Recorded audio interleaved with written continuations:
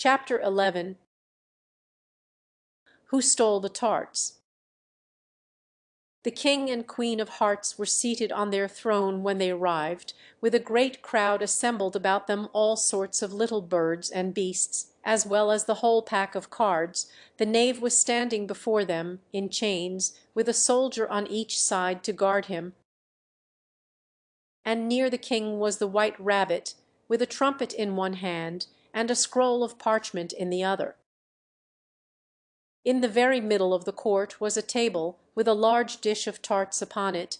They looked so good that it made Alice quite hungry to look at them. "I wish they'd get the trial done," she thought, "and hand round the refreshments," but there seemed to be no chance of this, so she began looking at everything about her to pass away the time.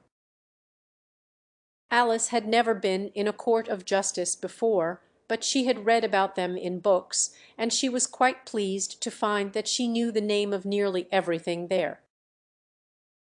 "That's the judge," she said to herself, because of his great wig. The judge, by the way, was the king, and as he wore his crown over the wig, look at the frontispiece if you want to see how he did it. He did not look at all comfortable, and it was certainly not becoming. "And that's the jury box," thought Alice, "and those 12 creatures," she was obliged to say creatures, you see, because some of them were animals and some were birds.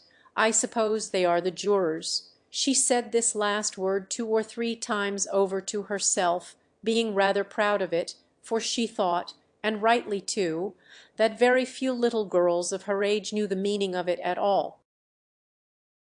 However, jurymen would have done just as well. The 12 jurors were all writing very busily on slates. "What are they doing?" Alice whispered to the Griffin. "They can't have anything to put down yet, before the trial's begun." "They're putting down their names," the Griffin whispered in reply, for fear they should forget them before the end of the trial. "Stupid things!"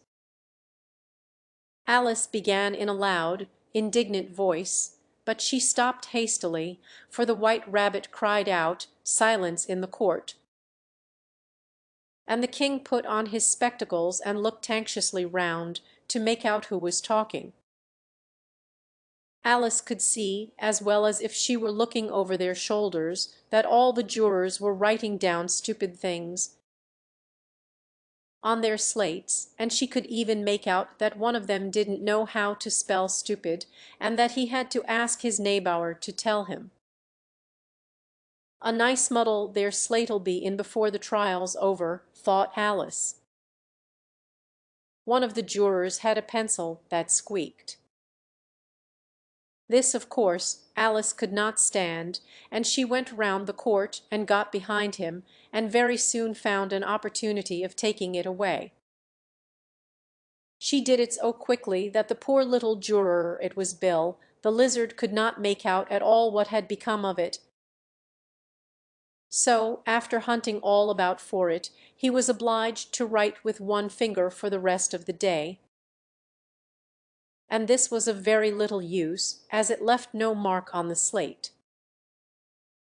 "Harold, read the accusation," said the king. On this the white rabbit blew 3 blasts on the trumpet, and then unrolled the parchment scroll, and read as follows: "The Queen of Hearts, she made some tarts, all on a summer day. The Knave of Hearts, he stole those tarts, and took them quite away. Consider your verdict," the king said to the jury. "Not yet, not yet," the rabbit hastily interrupted. "There's a great deal to come before that." "Call the first witness," said the king. And the white rabbit blew 3 blasts on the trumpet, and called out, "First witness." The first witness was the hatter. He came in with a teacup in one hand and a piece of bread and butter in the other. "I beg pardon, your Majesty," he began, "for bringing these in, but I hadn't quite finished my tea when I was sent for." "You ought to have finished," said the king. "When did you begin?" The hatter looked at the March Hare, who had followed him into the court, arm in arm with the Dormouse. 14th of March, I think it was, he said. 15th, said the March Hare. 16th, added the Dormouse. "Write that down," the king said to the jury, and the jury eagerly wrote down all 3 dates on their slates, and then added them up, and reduced the answer to shillings and pence. "Take off your hat," the king said to the hatter. "It isn't mine," said the hatter. "Stolen." The king exclaimed, turning to the jury, who instantly made a memorandum of the fact. "I keep them to sell," the hatter added as an explanation. "I've none of my own. I'm a hatter." Here the queen put on her spectacles and began staring at the hatter, who turned pale and fidgeted. "Give your evidence," said the king, "and don't be nervous, or I'll have you executed on the spot." This did not seem to encourage the witness at all. He kept shifting from one foot to the other, looking uneasily at the queen, and in his confusion he bit a large piece out of his teacup instead of the bread and butter. Just at this moment Alice felt a very curious sensation, which puzzled her a good deal until she made out what it was. She was beginning to grow larger again, and she thought at first she would get up and leave the court. But on second thoughts she decided to remain where she was as long as there was room for her. "I wish you wouldn't squeeze so," said the Dormouse, who was sitting next to her. "I can hardly breathe."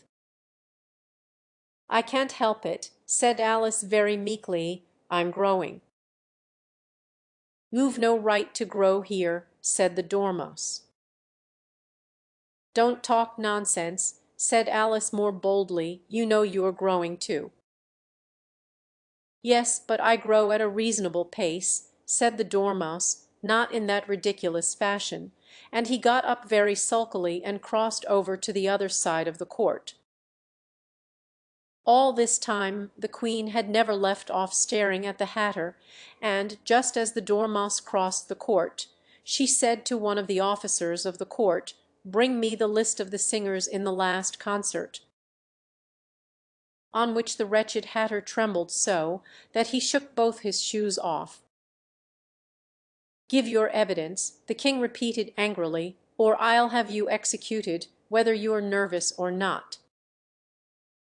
"I'm a poor man, your Majesty," the hatter began in a trembling voice, "and I hadn't begun my tea not above a week or so, and what with the bread and butter getting so thin, and the twinkling of the tea—" "The twinkling of the what?" said the king. "It began with the tea," the hatter replied. "Of course twinkling begins with a T," said the king sharply. "Do you take me for a dunce?" "Go on." "I'm a poor man," the hatter went on, "and most things twinkled after that, only the March Hare said—" "I didn't—" the March Hare interrupted in a great hurry. "You did," said the hatter. "I deny it," said the March Hare. "He denies it," said the king, "leave out that part." "Well, at any rate, the Dormouse," said the hatter went on, looking anxiously round to see if he would deny it too, but the Dormouse denied nothing, being fast asleep. After that, continued the Hatter, I cut some more bread and butter. But what did the Dormouse say? One of the jury asked. That I can't remember, said the Hatter. You must remember, remarked the king, or I'll have you executed. The miserable Hatter dropped his teacup and bread and butter, and went down on one knee. I'm a poor man, your Majesty, he began. You're a very poor speaker, said the king. Here one of the guinea pigs cheered, and was immediately suppressed by the officers of the court. As that is rather a hard word, I will just explain to you how it was done. They had a large canvas bag, which tied up at the mouth with strings. Into this they slipped the guinea pig, head first, and then sat upon it. I'm glad I've seen that done, thought Alice. I've so often read in the newspapers, at the end of trials, there was some attempts at applause, which was immediately suppressed by the officers of the court, and I never understood what it meant till now. If that's all you know about it, you may stand down, continued the king. I can't go no lower, said the Hatter, I'm on the floor, as it is. Then you may sit down, the king replied. Here the other guinea pig cheered, and was suppressed. Come, that finished the guinea pigs, thought Alice. Now we shall get on better. I'd rather finish my tea, said the Hatter, with an anxious look at the Queen, who was reading the list of singers. You may go, said the king, and the Hatter hurriedly left the court, without even waiting to put his shoes on. And just take his head off outside, the Queen added to one of the officers, but the Hatter was out of sight before the officer could get to the door. Call the next witness, said the king. The next witness was the Duchess's cook. She carried the pepper box in her hand, and Alice guessed who it was even before she got into the court, by the way the people near the door began sneezing all at once. Give your evidence, said the king. Shan't, said the cook.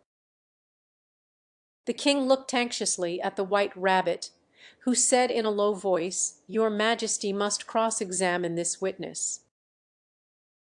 Well, if I must, I must, the king said, with a melancholy air, and after folding his arms and frowning at the cook till his eyes were nearly out of sight, he said in a deep voice, What are tarts made of?